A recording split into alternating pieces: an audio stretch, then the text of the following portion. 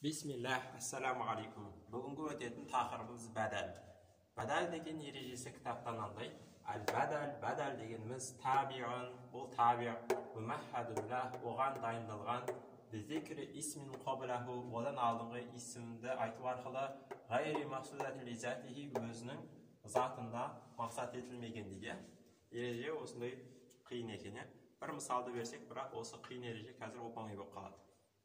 Мысалы, жаддада жаңартты, әл-әмиру әмірші, патша, қасра сарайды.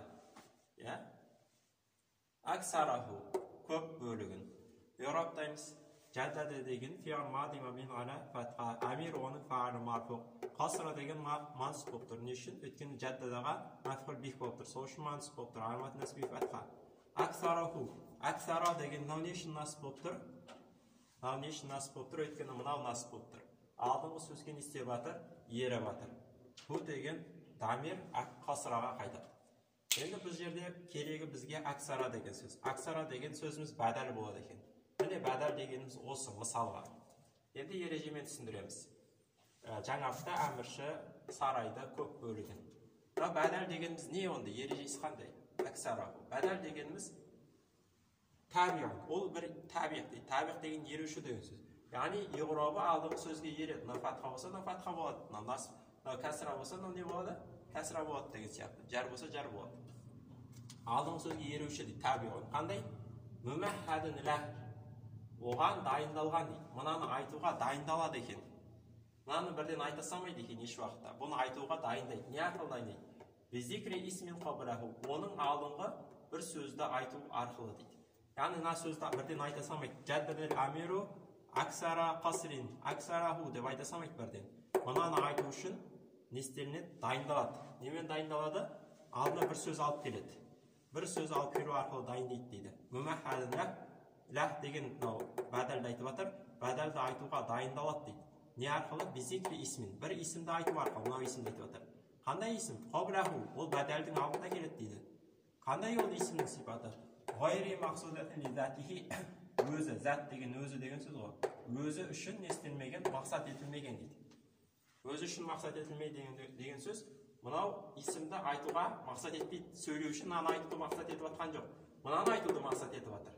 Не істеп жатыр? Мынаны айтуды. Ол сөйлеуші айтқан кезде әмірші сарайды жаңартты деп айтуды мақсат етіп жатқан жоқ.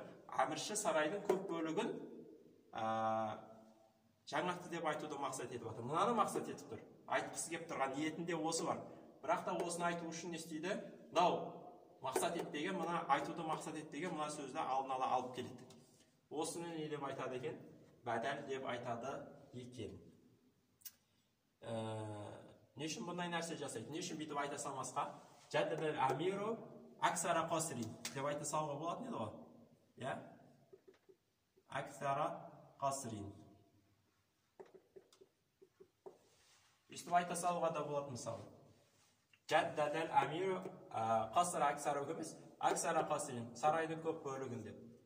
Деген кезде кішкене әсерлік бол үшін, тыңдаушыға әсерлік бол үшін осындай бәдәл деген нәрсені қолданған. Мынаны бір айтып, одан кейін осы сөзді қайтадан екінші рет айтқан кезде сөйлем екі рет қайталанған сияқты тыңдаушыға қаттырақ не болады? Әсері болсын деп жасаған. Енді ары қарай түсіндірген кезде тағы да мысалдар береміз, сол кезде түсінікті болады.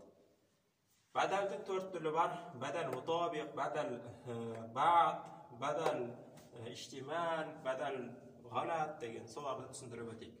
Бәдәл мутабиқты түсіндірейік. Бірінші, бәдәл мутабиқ деген сөз сәйкес келуші бәдәл деген мағынаны білдіреді.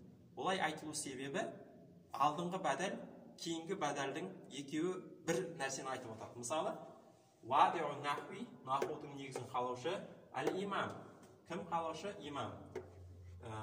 Вадиу нахви, на мұқтада болады, на мудоф илейхи, имам деген хабар болып тұр. Сол үшін марф болып тұр. Алиюн деген мынаған ері батыр, мұны бәдәл болып тұр. Бізге алиюн деген бәдәл. Осы алиюн деген бәдәліміз бәдәл мутабиқ болады, сәйкес келуші бәдәл. Өйткені ол алдыңғы сөз мүбдәл миних деп айтады. Осы мүбдәл минихтің нақ өзі болады. Өйткені имам деген кім? Али деген кім? Екеуі бір адам. Имам деп мақсат етіп жатқанын ол бір адамды мақсат етіп жатыр. Али деген кезде де бір адамды мақсат етіп жатыр. Екеуі бір нәрсені айтады, бірақ екі түрлі сөзбен айтады. Түсінікті ме? бір нәрсені айтады, екі түрлі сөзбен айтады. Осыны бәдәл мутобих деп айтады. Екі сөз бір нәрсені айтып тұрса. Мысалы, хасала туфану, толған су болды. Фи ахди дәуірінде, сайидина біздің мырзамыздың дәуірінде, нухин біздің мырзамыз нухтың дәуірінде болды. Нухин дегеніміз бәдәл мутобих болады. Неште батыр? Саиди деген сөзге, саиди деген сөз мүдәлминік болады. Мына сөзге ері батыр. Яғни біздің мырзамыз деп кімді айтып жатыр? Біз Нұх деген бір адамды айтып жатыр. Нұх деп те бір адамды айтып жатыр.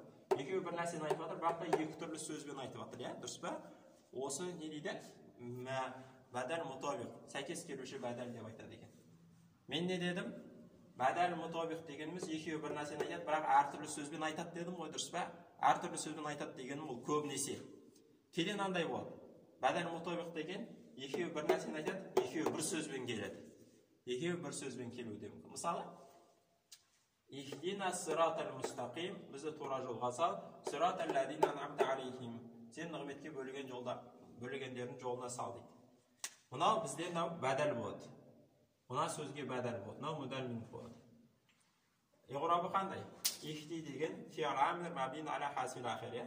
На дегеніміз мәфғул бих, бірінші мәфғул бих, мабин аля сукун фи махалли насб.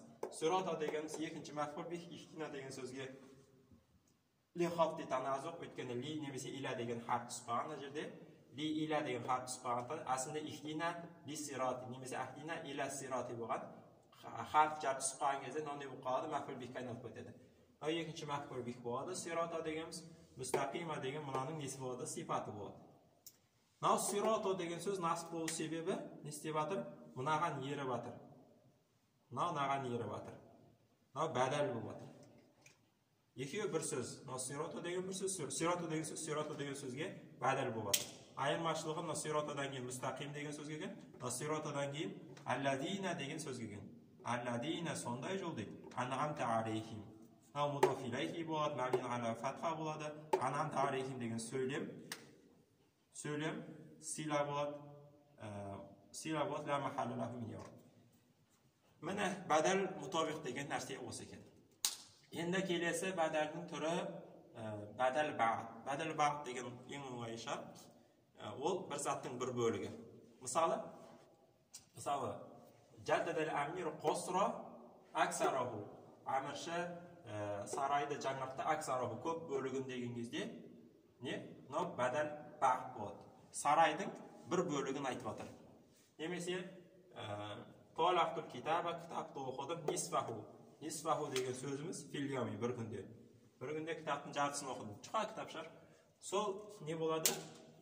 3 беттен тұратын кітап шар, немесе 4 беттен. Осы кітап деген сөзге нисфа деген сөз не болады? Бәдәл бағыт болады. Бір бөлігін айтып жатыр ғой, жарты бөлігін айтып жатыр. Немесе бунял байту асасаху, соғылды үй, оның іргетасы, фундаменті деген кезде асасу деген сөз не болады? Асасу деген сөз, байт деген сөзге бәдәл бағыт болады екен. Үйдің бір бөлігін айтып жатыр ғой. Келесі бізде бәдәл иштимал дейді. Бәдәл иштимал дегеніміз мүдәлмин пен бәдәлдің арасында бір байланыс болады, немесе мүдәлмин бәдәлді қамтып тұрады деген мағына білдіреді. Иштимал қамту деген сөз. Мысалы, инсарафал дивану кетті мекеме, кеңсе кетті. Кеңсе қалай кетеді? Уммалуху, оның жұмысшылар кетті. Кеңсе не істейді? Өз ішіне жұмысшыларды қамтып тұрды. Кеңсенің ішіне жұмысшылар бар ғой. Иштимал дегеніміз осы. Немесе нафағани, маған көмектесті, пайда берді, ұстаз пайда берді, насихатуху, оның несі? Насихаты пайда берді. Осы насихату деген сөз, ұстаз деген сөзге не болады? Бәдәл иштимал болады. Яғни ұстаз өз ішіне насихатты қамтып тұрады ғой. Насихат ұстаздың ішінде болады, дұрыс па? Енді бізде көбінесе бәдәл иштимал мен бәдәл бағытты адамдар шатастырады. Ережесін айтасың, бәрі түсінбейді. Мысалы, ережесін айтасың, бәдәл бағыт деген бір заттың бір бөлігі, бәдәл иштимал деген өз ішіне қамтып тұрады десең, бәрі шатастырады. Сол үшін кітапта жоқ бір нәрсе айтайын, екеуін шатастырмау үшін кітапта жоқ бір нәрсені айтайын. Бұл ереже кітапта жоқ. Бәдәл бағыт дегеніміз не істеуге болады? Шатаспау үшін өзіңе түсініп алсаң болады. Бір заттың бір бөлігі. Кессең болады. Балтамен бүйтіп кессең, кәдімгідей аралап кесіп тастасаң болады. Бір бөлігін бүйтіп алып тастасаң болады. Ал бәдәл иштималда олай жасаймыз. Мысалы, кітапты оқыдым, жарты бөлігін дегенде, жарты бөлігін кітаптан алып тастай аласың ба? Жыртып алып тастай аласың ғой, екіге бөле аласың. Немесе үйден іргетасы қаланды дегенде, үйден іргетасын не істей аласың, бөліп алып тастай аласың, сындырып. Немесе әмірші сарайдың көп бөлігін жаңартты дегенде, сарайдан көп бөлігін бүйтіп не істей аласың, қолмен алып тастай аласың. Ал бәдәл иштималда олай жасай алмайсың. Мысалы, ұстаздың насихаты маған пайда берді дегенде, не істей алмайсың? Ұстазды насихатын екеуін бүйтіп арамен, қылышпен бөле алмайсың, дұрыс па? Физически бөле алмайсың. Немесе тағы мысал берейін бәдәл иштималға. Ажабани